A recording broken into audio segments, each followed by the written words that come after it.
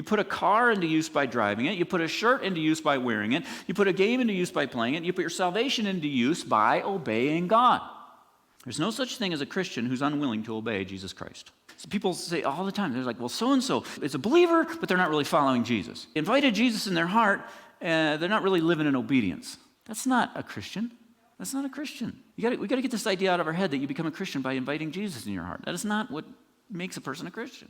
If they're not following Christ, they're not believers. Because believing means you trust him enough to follow him. You trust him more than you trust yourself. That's what trust means. Now, we all disobey. We all disobey every single day. But someone who's a true believer will repent when they disobey. Salvation is a matter of obedience from beginning to end. When you first became a Christian, you know that was an act of obedience? Because the gospel comes to us as a command to believe. And so when you first believed, you were obeying a command. It started out with obedience, and the rest of the whole Christian life is obedience